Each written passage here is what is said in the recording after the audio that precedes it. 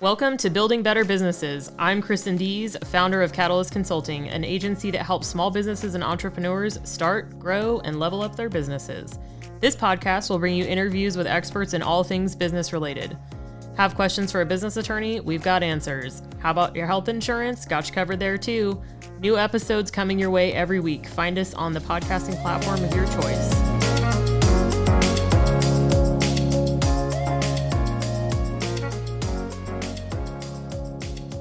Thanks for joining us on this episode of Building Better Businesses with Catalyst Consulting.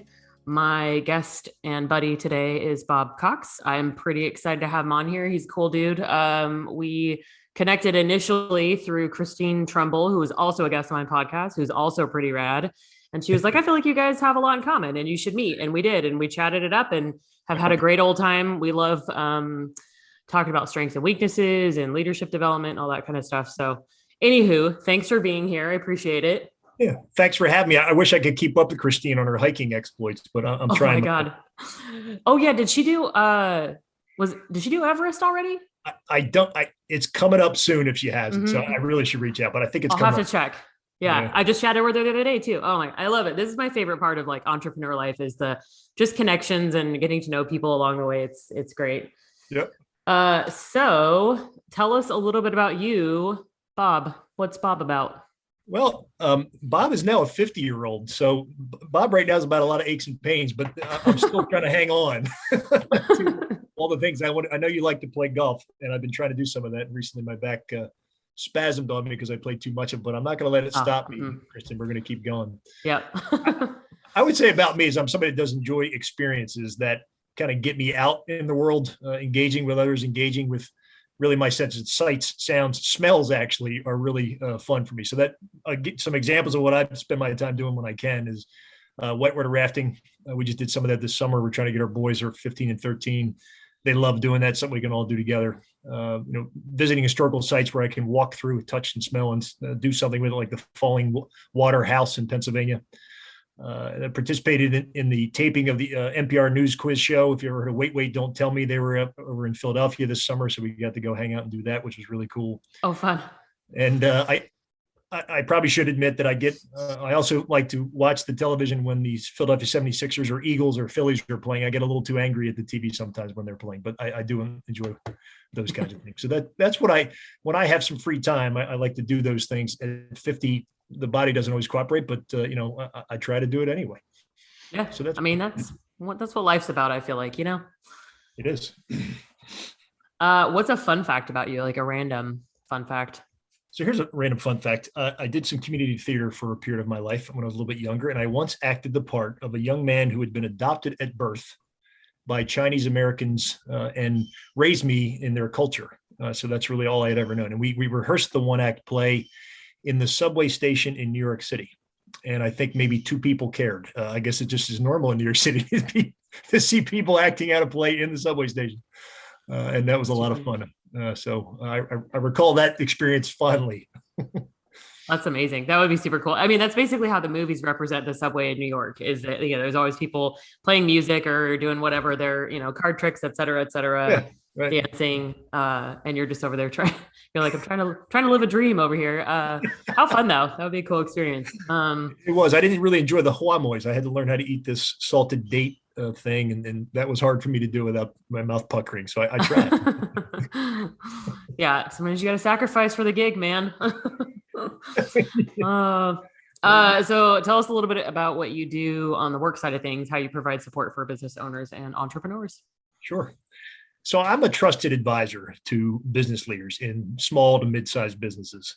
And what I help them do is building high-performing human capital within the organization. So what I do is I lead training and coaching development of managers, and I use tools like the OAD survey to deliver powerful insights about how someone behaves and what to do to get that person's discretionary effort, get the team more cohesive. And then during the recruitment phase of the employee life cycle, I'm involved in convincing organizations to stop for a second and invest an hour collaborating about what the team actually needs and the business needs next in the person that's going to fill a role. And we can then survey applicants and provide fits and gaps and do some enhanced interviewing. And make better new hire decisions, people that will stick and retain longer. Mhm. So basically, any point in the life cycle when you're dealing with the human capital, I can help you with the insights, and I can even facilitate the trainings, and I'm often involved in that. But most of my time is spent being a trusted advisor with some of the insights that I'm bringing about your people. You're not stuck in the status quo of your human capital. Mhm. Which I think is the important piece is like, you're not just like, here's an assessment, good luck. It's like, No, here's an assessment and how to use it and how to leverage it. Cause I think right, there's a lot of stuff like that. People are like, oh, I'm going to do like disc or whatever. And then right. they do it and they're like, okay, now what? Now what? Yeah. Yep. No, it's cool. So what's your background? How did you end up where you are and doing that sort of thing? Yeah, it's a really good question that gets me to reminisce a little bit. But so I was a University of Delaware, go Blue Hens, which is an actual thing, if you don't know what that is. But I graduated with a BS in economics with a lot of electrical engineering thrown in there for 2.5 years of my undergraduate education. And then I became a sales professional with electrical wholesale distributor in the Mid-Atlantic area, where I've spent most of my life. And I did that for about 9 years and had a good deal of success, and just decided, there's something I need to do. So I went back to school. I got a Master of Arts in Teaching from Johns Hopkins University. I was in the Baltimore area. And then I had to go spend some time at a school and do some student teaching. And that's where I met my wife. And then from there we moved, and I taught for a couple of years in Maryland and 7 more in Pennsylvania. I was teaching economics and government and U.S. history and Western Civ. And then I did that for about 9 years, as well as coaching high school basketball and football and baseball and girls and boys. And then I decided, I'm ready to go back out with adults. I've done this bit, and it's time for me to go deal with them more, not just mom and dad talking about junior, but actual adults trying to get things accomplished. So I actually went back to the organization that I started right out of school with as a salesperson, and I did some recruitment for them, and I became the director of learning and development for them for about 9 years, where I got exposed to some of the tools that I now use in my 18 months or so as a small business consultant. So it kind of makes sense and flows.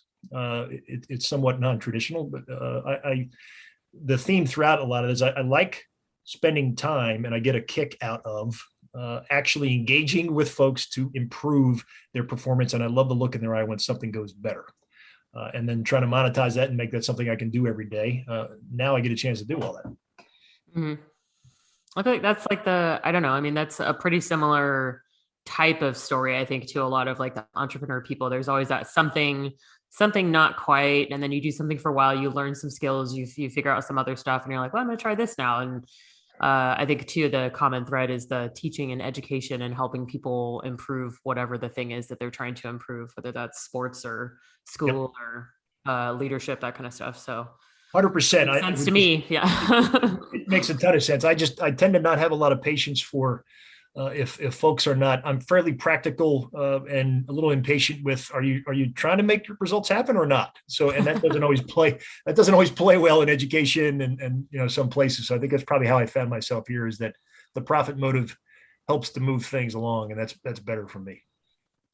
That's fine. That's actually because originally I wanted to be a counselor or therapist, like when I first started out in the world, and I was like, I don't know if I can handle that part where it's like, dude, like, come on, like, you've been talking about this for like 2.5 years, like at some point, right, do it or stop complaining about it. Which, I mean, everyone has their stuff, right? And they have their journey, and I was like, I don't think I can handle it. And then I went into leadership, which is basically the same thing, but yes, it is. But it gives me the power to just be like, no, do this. I was like, oh, you want me to be in charge and then also pay me more? Okay, sure. Jump on that. Yeah, I am on board. And boy, did I learn some things about myself. So, and humans. But yeah, that's too funny. That's basically, I just get impatient and someone like, just let's move it along. Right, exactly. So what do you wish more business owners knew about what you do? I don't know how earth-shatteringly new this is, but I would say investing in a principled human capital consultant, someone that has the best interests of your organization and the people in mind. That really does remove much of the drama from the struggle of growing a business. A lot of the drama in growing a business comes, frankly, from the human capital and from the people and the interactions of the people. So as a client said to me recently, he said, this work of developing our leaders is the most important work you're helping us do. And I'm like, yeah, that's right. This is where we scale. This is how we take whatever we're saying we are and we make it go through the rest of the organization. So the people that supervise and lead the daily efforts of your organization, if you want to get your customers the wow factor with your customers and you want them to say, you guys are really good, those people need to be really good. And they are critical, not just to the short term get things done, but to the long term success of the human capital. It's like, well, duh. Why do most people leave organizations? Routinely in surveys, they say, I don't like the boss that I'm currently working for, right? So it's not, I don't know that, again, it's an earth shattering insight. I would just say that what's probably critical, or not probably, it's critical, is to find somebody, a principled human capital consultant, somebody that can actually help you with what probably keeps you up at night and causes lots of pain in your existence as a business leader, is this seemingly amorphous amoeba-like thing, trying to get a handle on the people and the drama that's happening. It just keeps going. So there are things that you can do, and it requires a good trusted advisor to help you do that effectively. I think it's, for me, it always relates to having a coach. Like in sports, you have a coach who has their eye on all the moving pieces and is like, hey, like, okay, you dudes over here, cool. You girls over here, cool. You're going to do these things, come together and accomplish a mission. Whether you win or lose, either way, it doesn't really matter. You're still accomplishing something together. But that's kind of one of my favorite metaphors in general, is just like having like a coach. Michael Jordan has a coach, and right. Everyone, it doesn't. Yeah. So when it comes to having a coach, whether it's for your own like personal or business development, or like in what, specifically what you or I do, where it's like, hey, we're here to help you like move through the process quickly, more effectively. To the point about golf, like I just started aggressively learning to play golf this year. So that at the beginning of the season, as soon as I could play, I was out there. But it's really hard to change your game because you can't see your swing. So you don't know what's happening unless someone else tells you. Yep. Or you take a video or something like that. And even then, because you're not the expert. So I'm like, I know that I slice right consistently, which is one of the first three things, right? Is hit the ball consistently, and then hit the ball consistently in this, so that you can start to like modify your game. Yeah. And I'm like, cool, at least I go right all the time. Like I know I'm not going to take someone out on the left side of the fairway, but if they're on the right side, they're in the danger zone. And I play up the right side of the fairway, but you can't, you know what I'm saying? Like I won't be able to fix that until at some point I have like a golf pro go out with me and be like, oh, okay, here's what you do. This is the angle. This is what your hands are doing, yada, yada, yada. So anyway, long analogy, but it's basically, I feel like it's a similar concept. Is like, Bob comes in, is like, hey, like, cool, this is what you're trying to accomplish. Here's the assessments we're going to do to check your skill levels and all that kind of stuff, and whatever the thing is. And that's, if I could extend that metaphor a little bit, I use that quite a bit, because golf is one of the reasons I like to play. Is not because I enjoy it every second, but because it really challenges me. It's me, it's myself. And what I say to clients frequently is that, look, in times of pressure and stress, people regularly will retreat to their personality. So it's like if you're learning a golf swing and you get a coach and you learn some tips, maybe the first couple of holes you're able to do that, and then something changes in the round, maybe you get a little tired, some kind of, and then a bad shot happens. We're under pressure. Now we're betting on this hole, and I'm trying to win this hole or something. And what our bodies tend to do is go back to what we know. And what I using that analogy to express is that people in the long run, their personalities will come out. They will go back, and it's certainly under pressure, they will go back to their personalities. They might interview really well. They might be able to behaviorally adapt themselves at times and do good work. And then under pressure, what you'll see is like, what's going on? How come suddenly this is not the person I thought they were? Because their personality is actually coming out, and that's okay. It's not like there's something wrong with their personality. It's just, if you're not aware of what that is, you might be a little surprised to have a little buyer's remorse on the person that you just hired for that role, and then realize, gee whiz, they're really not aligned to what I need them to be doing. They're actually more aligned to be doing this other thing over here. So we use personality to help us figure out what are those natural tendencies that people will end up going back to. It's just a fact. It's what happens under pressure with their personality. It's not a bad thing, but let's use that to not just get the right people on the bus, but get them in the right seats. Mm-hmm. Yeah, that's a lot. We were chatting about this obviously before I started recording, but a couple of recent guests also have assessments that they kind of specialize in, and that's a part of the conversation, is the who are you naturally, and getting to that instead of trying to pretend to be someone that you're not, because that's one of the most toxic things about corporate life, I think. Or really, I mean, it doesn't have to be corporate. It can be any business Yeah, with a but you're handful right. of employees. Yeah. Yep. Yep. And that's one of my favorite things, or one of the things I'm most passionate about, is find out what you're really good at. What do you default to? Just because you're good at something doesn't always mean that you like it either. Like, what's the whole, Yeah. um, but yeah, and I think it's huge to Agreed. put the right people in the right seats. It's a Yeah. challenge. And that change, the a particular layered challenge on top of that is, over time, some things do change for people. We're not static beings, things are Yeah. changing all the time for us. So keeping tabs on that. And, one of the things I've learned in this work, with respect to people's personalities, there is some movement in those over time. I'm not saying huge quantum leaps. That's not probably going to be the case. But 70% stays consistent every 7 years. That does leave some wiggle room for some change over time. Sometimes I would say that leadership misses that, and we don't keep pace with someone's changed, maybe their outlook, or maybe exactly how they think or where they fit best. And then when they leave, we're kind of perplexed. It's like, well, because we weren't curious enough. We didn't have some conversations with them. And one of the things that part of the tools we do is an update on how they're perceiving their job. That gives really important information about, is somebody stressed? In fact, we can even tell you, is somebody actually going to quit? They're ready to resign. And if you can have that data before that happens, that's pretty important to have if they're worth saving. And I would just argue most people are. It's very hard to find people right now. Retention's pretty big, but it's worth spending a little bit of time having a coaching conversation with someone. I know that's some of the work you're involved in too, is, hey, how's it going? What's happening here? Let's try to figure that out before we just have to part ways without any. Just seems like a lot of effort and time and energy and money. Why don't we invest a little bit before that happens to figure out where we are? Yeah. So.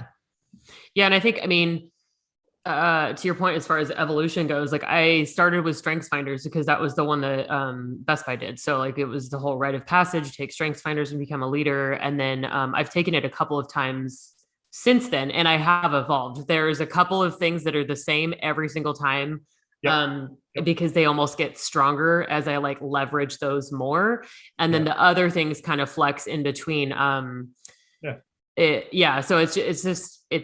that's basically like 70% essentially, is like, most of the stuff is still in the same common thread. It's just how I leverage those specific things and where they're kind of at. So really cool. I like that. Because it does change. And I think in a lot of places too, and really just any kind of relationship, you kind of get put in a box sometimes. And it's hard for people to see you all the time sometimes, to see those small changes that result in some of those evolutions over time too. Because I've had people on my team that have, had that happen. They're like, I just feel like this one person, like this one manager, just will always see me as this like irresponsible, because they started working there when they were 20 and they were going through a breakup. And so they were just a hot mess. And then they learned and grew, and now they're in their 30s and they're like, I'm like a whole functioning adult now. But this one person just like, they can't let go of that. So I like that of yours. And then the where you're at, it's because it kind of does the two, like job satisfaction, which a lot of times is different, or a different type of assessment, I guess. So I like it. It's kind of combined. It is. It definitely is. You just made me think of that. It's also the case that people, might be in those jobs, and it's an argument for a consultant, frankly, to come with outside eyes, come in and get you past your preconceptions that you have as a leader, that sometimes we get stuck in. Say, hey, wait a minute, are you reading the same information I'm reading? Because here's what I'm seeing. But again, a trusted principled, not somebody that's got an agenda, but someone that is a principled consultant with human capital. That's pretty important. Yeah. Yep. So. I think, oh man, I had another thought. It went away. It'll come back.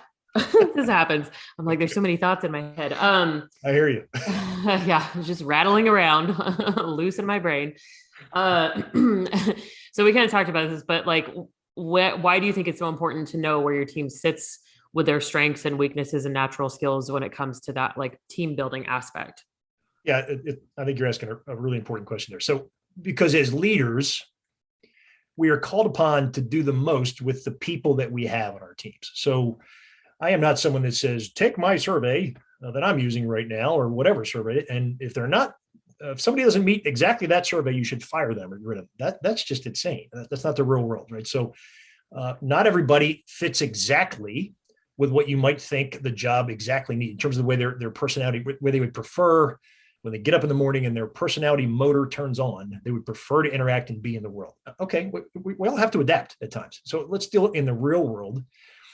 It's important then to know strengths and weaknesses. How can you effectively lead a group of people if you don't know what are the right buttons to push and you don't have the knowledge of what makes somebody tick, where their talents might be best suited? Some of that you absolutely have to learn from observation and from getting to know people and investing time and effort. That's just part of being a good leader. And some leaders don't want to do that. They're a little impatient or just don't want to invest it or don't have the time for some reason. And I'm not at all saying to anyone listening that you shouldn't do those things. You absolutely should. We can just shortcut some of that with information about how is somebody wired? What are the things that are going to make them they're comfortably able to do and don't feel like they're fighting their brain throughout the day? So, man, wouldn't you want to know that? I mean, that's critical. And then you go, well, over here, Sally's this way, right? And Muhammad's this way over here, and Joe's this way. I mean, pick your group of people. They're not all going to be the same, right? So let me figure out how I can leverage and push the right buttons to get the team moving in the right direction. So without that information, frankly, I don't know how you lead. It just takes longer, frankly, to be a good leader and move the team if you don't have a tool or tools like this, and you don't have someone consult with you with some outside eyes to help you see what maybe is right in front of you and you can't see. Yeah, because that's one of my natural strengths as far as leadership goes, and just people in general. I'm very good at identifying who the person is, what makes them tick, but it takes work and it does take time, especially if you're coming in and you're taking over a team that's 15 to 20 people. It takes a long time to establish that trust over, one-on-ones and conversations and trainings where they start to believe that you actually care and you know what you're talking about. So being able to have a tool or resource. I mean, don't get me wrong, I love the process, but having something like what you do is, and that's why I've always done assessments in general, is because it speeds it up a little bit and it helps people see themselves a little bit first. Cause sometimes that is the slowest part is getting people through that, where they know what their strengths and weaknesses and tendencies are. Yeah, you said it earlier. It's almost always easier to see the faults and strengths and weaknesses and challenges that other people have. And it's just harder for us to do it ourselves. So we're giving you some help with some of the tools and insights that we're going to bring about that. And then, then you got to take it from there. And there's still work to do for sure. You're not done just because you have this report or something about someone. It's like, okay, now what? You have to go do something. So what? Now what? This is what we can help you do as a consultant. We can help you do that. The other thought came back, the one that I lost earlier too. Nice. Yeah, I know. I was like, it's coming back around. I wrote it down. But the things also don't have to be done exactly the way you think that they should in a lot of cases. I mean, sometimes they're specifications or contract obligations, that kind of stuff. But when you were talking about the people just being slightly different from what you expect to, I think that's one of the things that I had to get a little bit better at too, through my leadership journey, was being able to let go of some of this stuff, because I care a lot about the details. I don't like doing the details. I care a lot about them and how they go. And I have a very clear vision in my mind in most cases of how I want things to go. Yep. But being able to say, this is what I want to do. This is kind of what I'm thinking, but Bob, what do you do? Whatever you think is best, and being able to step out of that. But it's hard sometimes, especially because you go, okay, this is what I have in this position is what I'm hiring for. Bob's applying for it. He has 80% of the things, but can I let go of the other 20%, or is he better suited for another job? Cause it's, sometimes it's just not every person's going to be the same in every job. You're making me think of a phrase that the higher up in an organization that you go with more and different responsibilities, you really do have to care less, or I'll put it this way. You have to care more about what are we doing and less about how are we doing it. And that's hard to do when you used to be the person doing it and getting it done and had success, right? Yeah. Especially for small business owners who did wear all the hats at the beginning and also did a lot of things that they hated doing because they had to, because they couldn't afford to hire help or didn't have the time yet. And then you're like, oh crap. Okay. So I don't have to care. I have that conversation with people a lot when they're in that the transitional phase, or they've got, 3 or 4 people and they're like, I just can't get out. Right. And I'm like, hey, cause you got to, though, like you have to let go. And they're like, but I don't want to. And I'm like, I get it. Yeah. Me neither. It's hard. It's my it's one of the baby. biggest. Like, Yeah, exactly. Yep. It's going to stay a baby if you don't let go.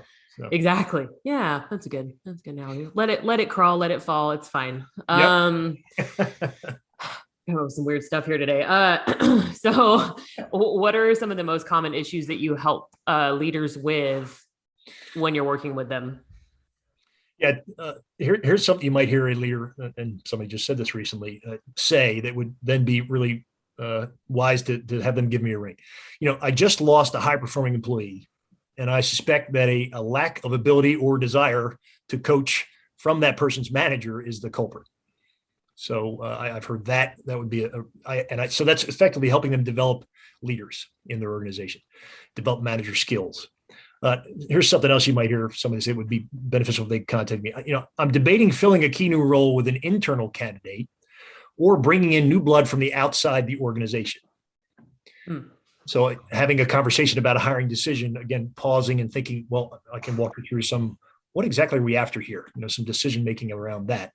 And then we can link it to some of the tools from the personality survey. A third thing you might hear someone say is, recently we're busier than we've been in a long time. I'm hearing that actually from some folks out there in the marketplace now, which has placed pressure on me, an excellent executor of the business who excels at compliance, but I'm struggling to delegate.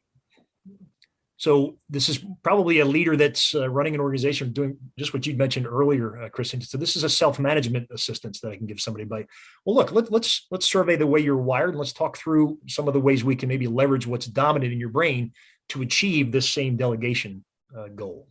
And then last one I would share with you is a quote I've heard from somebody, there's tension happening between my sales and my design or support teams. Happens lots of places. Yep. And it's threatening my project timelines, and burned out staff have begun to leave the organization. So this is, I'll call this the dysfunctional internal conflict, if you will, situation where having a conversation with me and getting some insight, using some tools to help with that, will help leaders solve some of their business issues. Again, as I was saying at the beginning, I don't know that every issue, well, I know that every issue is not a people issue, but boy, most of them are at some point in time. So let's invest more in the front end of figuring that out.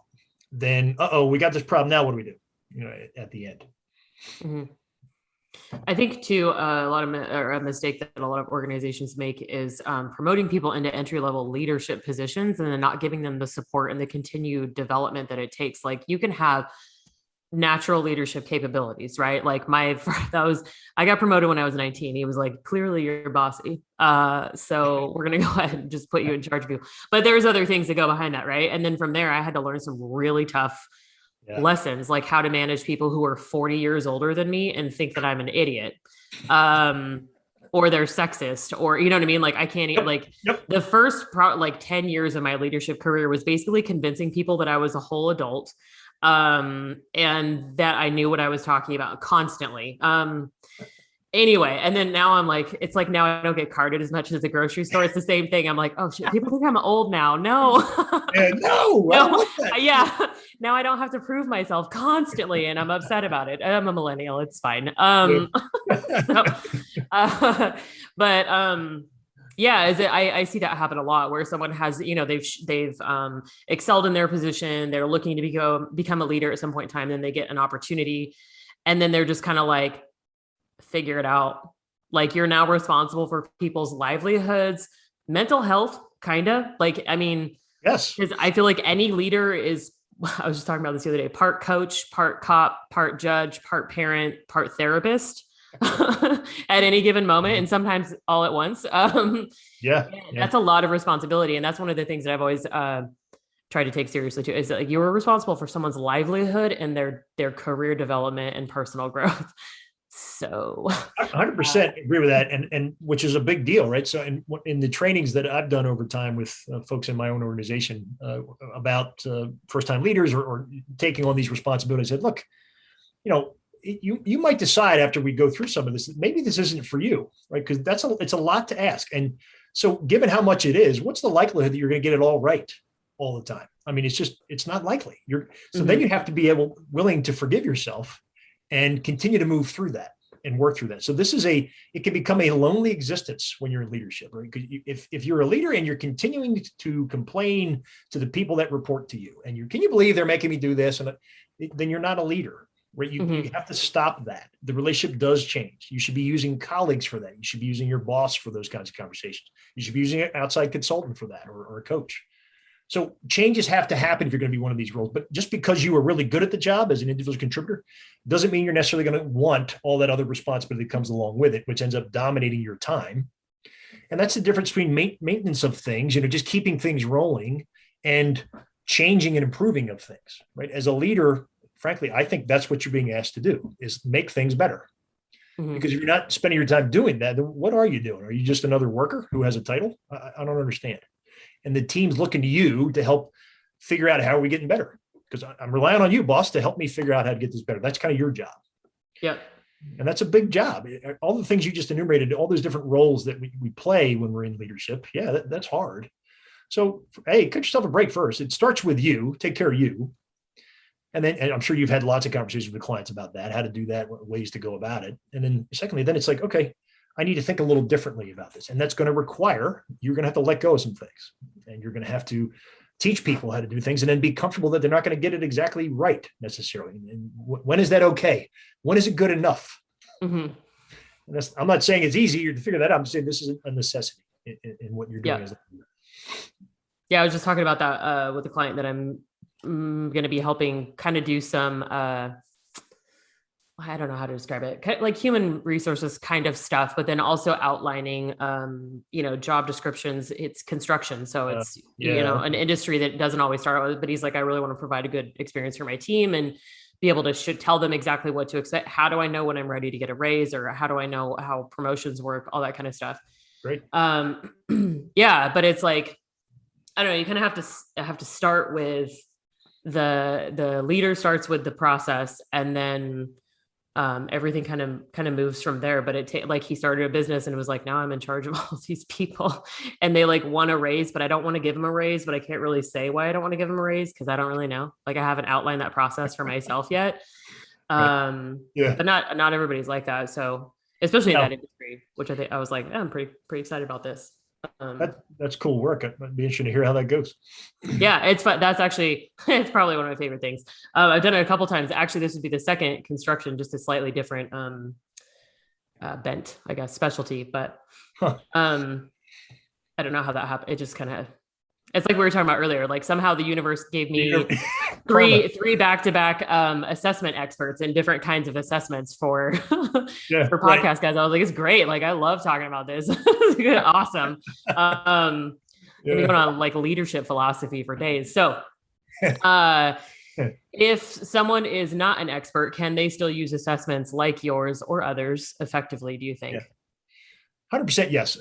It's not, I literally just got off a call with a client about this. Their concern is, well, everybody's not going to become the level you are, Bob, or they're using some of the lingo or the terminology that you use and that kind of thing. So there's this necessity for anybody that's a good teacher of anything, or trying to educate someone to teach them to fish. That's what I view what I'm trying to do is. That doesn't mean you're always going to become the level of expert I am at some of these tools that I use. It is my job to help you. Let's keep the big picture in mind. Let's not bury the lead here in this story. Let's figure out what's most important, any way you want to say this. And to me, what's most important is helping you take the next right step, given the insight that whatever tools we're looking at are providing you. So the focus shouldn't be on the tool itself and how cool this tool is.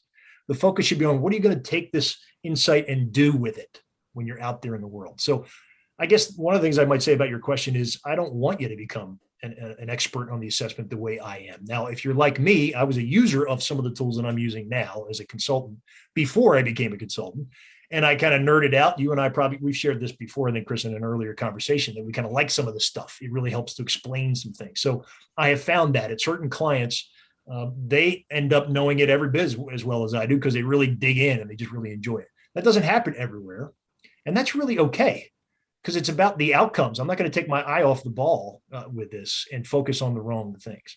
So, for an example, this, a client might come to me and say, I've got this direct report who's extremely assertive, right? They really enjoy thinking conceptually about the risks of change in the business and maybe even pushing for those changes, right? So they have the direct report that desires a promotion quickly and might even see this as an opportunity or as a stepping stone. All right, well, how do I help that person leverage the assertiveness they've got and the risk-taking focus? And maybe does that person that reports to you have that same one? Or let's talk through what that might look like. And then once I'm not going to focus on the specifics of the tool's language. It's going to be more, okay, so we've established that we think in layman's terms, this is what we have in this person. Would you agree with that? Yes, we do. Okay, great. Now, how do we talk through what might be a plan of action? How do we coach that person? And typically what I'm going to be sharing with them, and they'll figure this out over time themselves, is what are the dominant traits inside this person's mind and brain? I want to get them as much as I can to leverage those things, because that's what they wake up easily, naturally, comfortably able to do. So I got the goal. How do I get in there? I'm just going to use some of my knowledge of that. But in describing the knowledge of that, or lingo won't matter so much over time. It'll just be more about what are the action steps that we're taking. So you'll start to see some repetitiveness to that. There aren't that many different types of brain wiring out there, Kristin. It's not like there's 300 different types of brain. It's like, it's not that different. People do have some consistency. So we're going to start to see some strategies come back. And when I was teaching high school for those 9 years, frankly, by the 6th or 7th year, I would see a kid in my class sometimes like, oh, that's like Joey from 3 years ago. I mean, there's some consistencies I would see, and then I would try some of the similar strategies, and oftentimes it worked. Mm-hmm. So you don't have to become an expert in terms of all of the specific lingo to the tools you're using. I would say you want to become an expert in what are some of the action steps that I'm actually taking to make a difference with the people that I'm doing that with. So consultants never go away. I think they should be, if they're good at what they're doing, they're focusing on that. They're not focusing on themselves and the tools that they have. And I'm trying to do more of that. That's hard when you know so much about some of the tools. You can become a little bit focused on that. I would liken that to when I was coaching basketball. There's certain offenses that I really like, and I like coaching. I see the game a certain way. And I coached with someone that, like the Princeton offense, basketball, that's a lot of passing around and not necessarily scoring the ball or going to the basket, right? And that drove me crazy. It's like, I'm not a coach that is, you must do things, you must run my offense. And I don't care how you play or what your skills or strengths are. You're just going to run my offense. Well, that's kind of nutty. You have people working for you. Why don't I just leverage what they're good at? To get the success that I want. And I feel that way a little bit about some of these tools. The tools just give you some insights. They shouldn't be used as well, sorry, you don't fit, you're out. I just don't live in that world where you can afford to do that in most organizations. You have to take what you've got, and then you've got to leverage what they can do well to get to your outcomes. Mm-hmm.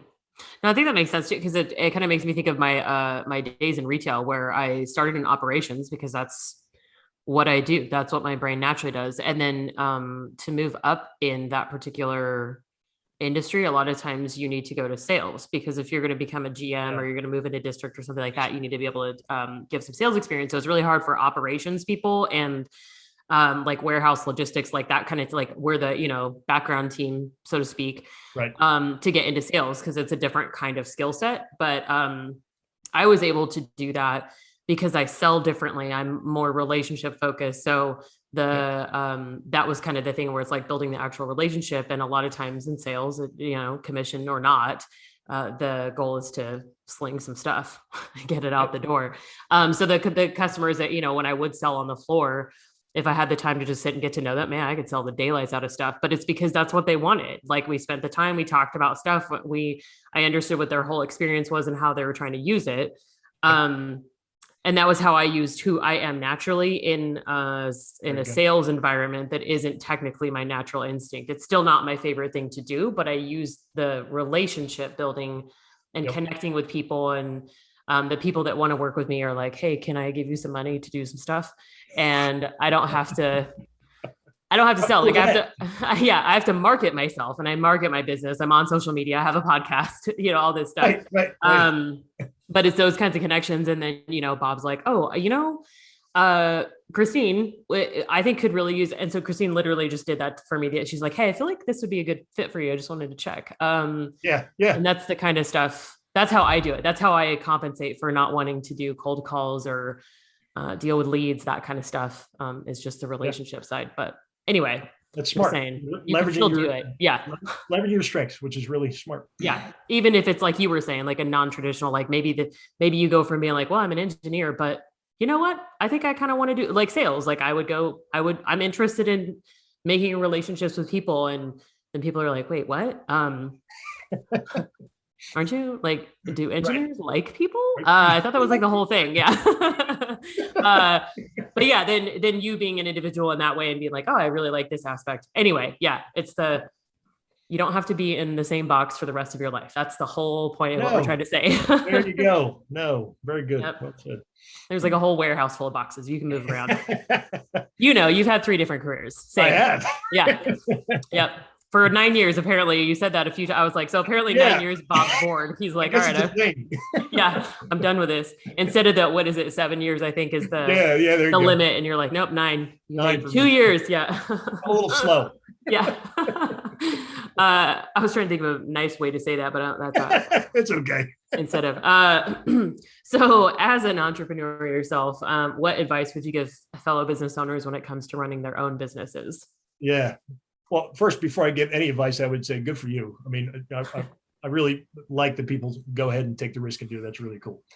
Second thing I would say is join some kind of business roundtable type group sooner than later. I waited a little too long on that, I think. Some kind of group of people that will help you sense the accountability that you have to your own plans. I'm not a fan that, the phrase of holding people accountable is really somewhat of a misnomer. Only you can do that for yourself, but you have a group of people that are going to ask you questions. That's going to remind you that, I said I wanted to do this.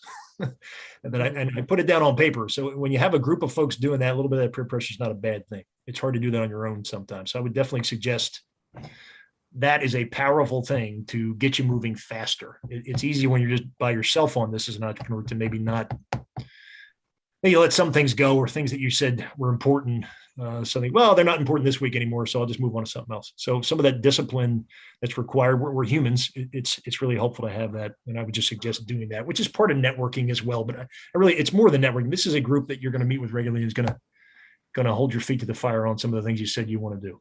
So for example, I fairly recently joined a Vistage Trusted Advisor group. That's not the only way that you can do it. The only way to slice it is not just Vistage. It's not a commercial for Vistage. I'm just suggesting that group has provided me a lot of that, and it's convinced me to do some things that I had been thinking about, and said that were important, but hadn't been taking action on. Mm-hmm. So, because the whole thing's hard. I mean, being an entrepreneur is hard. You don't have to do it all, but it can become a lonely thing pretty fast. Mm-hmm. So that's probably the biggest piece of advice I would give to somebody right now. Yeah, that's huge. I think that's a pretty common one that comes up when I ask this question to everybody that's on the podcast. So it's a pretty common theme get business buddies, mentorship groups, something like, even if you can't afford a coach, like being surrounded by people. That's been like such a huge game changer for me. Is I was like, the only thing I know how to do is go out and build relationships. That's what I did when I worked in a giant office building. So I would be like, I need the answer to this question. I would go find the person that has the answer to the question. And along the way, I find other resources. And so that's basically what I've done. Yep. It's just not in the same building, so it's a concept. It's huge because just being around people that are like-minded, they're trying to accomplish essentially the same goal as you in some way, shape, or form. And they're just like, hey, like, yeah, that sounds awesome. Or even just having someone validate the fact that it's a good idea gives you a little bit of that accountability. Like, oh, now I have to do it. Like they said that. Okay. Right.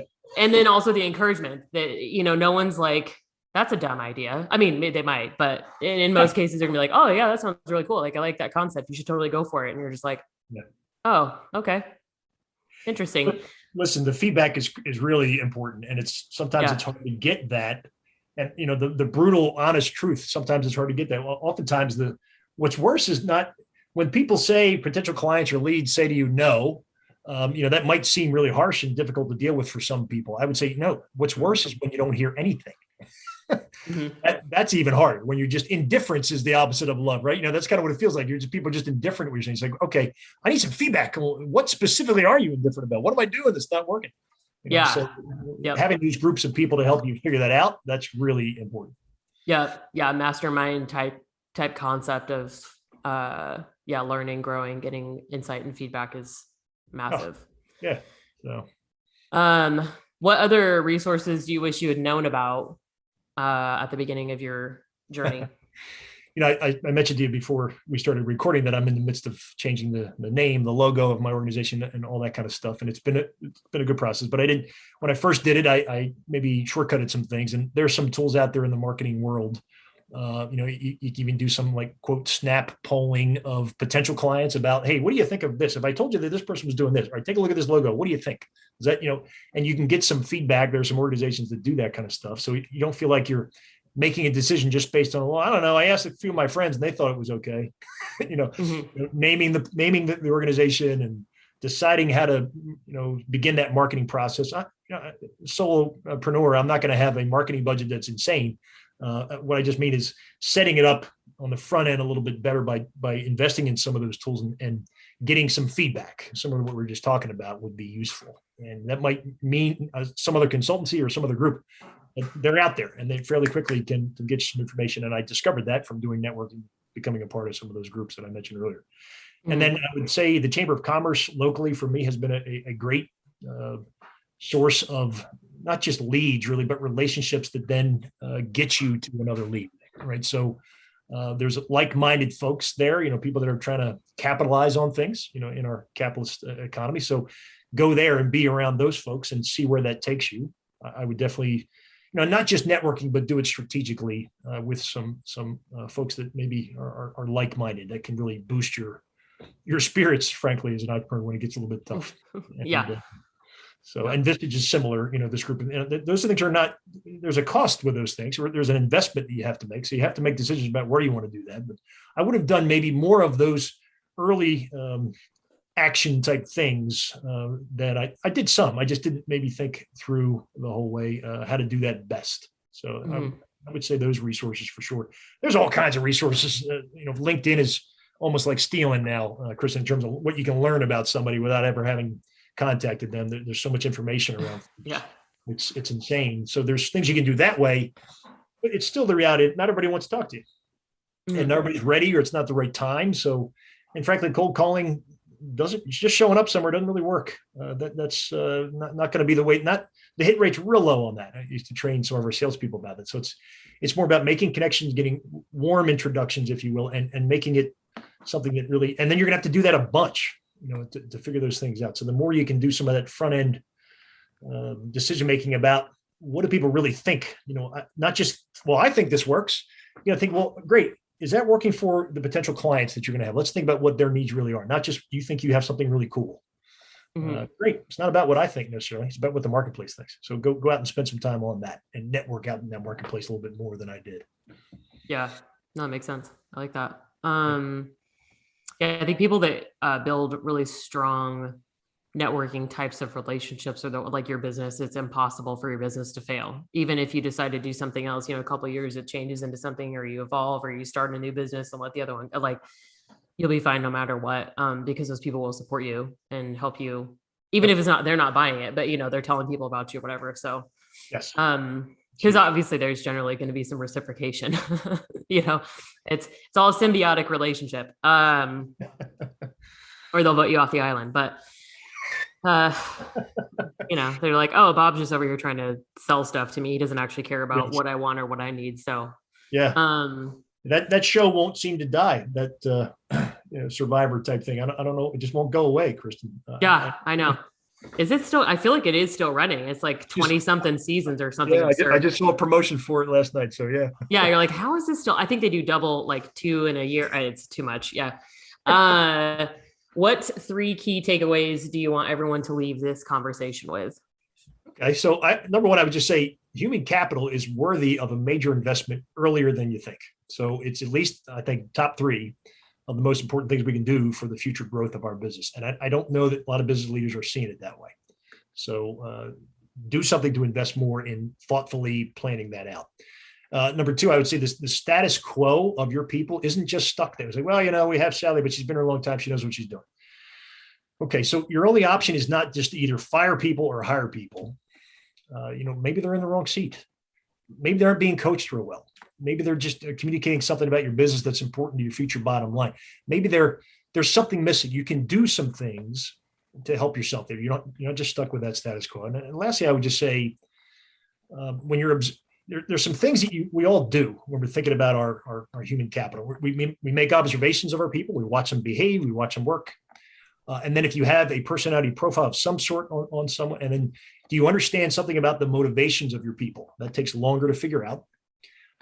Couple that with, do they have the right job skills, and do they have the right education and job knowledge that they need to do this job well? All of those factor into the decisions we're making across the employee life cycle. Where to move somebody? Are they appropriate? Are we succession planning? Or are we rewarding them properly? All those decisions you're making in that life cycle, they all involve those categories. So partner with someone who gets that it's not just one tool that's going to be the thing that matters most when you're trying to, there isn't a cure-all for human capital that just have them do this and boom, there you go. That's what this is where you're going to fix all of your problems. There's work involved that can be achieved by smartly applying appropriate tools, but it's work, right? It's not just, I found the thing, and there's lots of cool things I've taken. You kind of mentioned this at the beginning.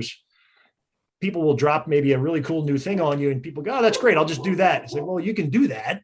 But if you don't think that there's going to be work after doing that, then I think you're missing the boat here. So that's why I think you need a partner to help you do that kind of work better if you want to have the success that you're interested in. So I would want people walking away with those ideas. Mm-hmm. Well, that's great. So how can we best support you? What are you working on? How do people stalk you on the internet? All those very important questions. Yes. Well, I will soon have a new website, but you can check me out at OAD, Oliver Apple David, midatlantic.com. You'll see a nice big picture of me there. You can also you can email me right now, bcox@oadllc.com. And then I'm certainly out there on LinkedIn. And I just started going back out to Facebook. Kristin, as a 50-year-old now, and as a former teacher, I begged off of Facebook for quite some time. I didn't get hung up in that stuff that can happen, but I'm back there now trying to utilize some of the groups that are out there and what have you. So you'll see me a little bit more active on there soon as well. So I'm training Bob is how I'm out there on LinkedIn, and then you'll see me as on Facebook. It's just Bob Cox. You'll find me out there as Bob Cox. And then I've got a Twitter handle that I haven't tweeted in some time, but I certainly follow lots of people on there. So I doubt that will change. I would say those other ones are better to get a hold of me. Yeah, perfect. Cool. Well, thanks for hanging out with me and chit-chatting. It's always a pleasure to talk to you. Well, that was fun. I hope we can do it again sometime. Maybe not record it, but just have another conversation. That'd be fun. Oh, for sure. Yeah. All the time. Anytime.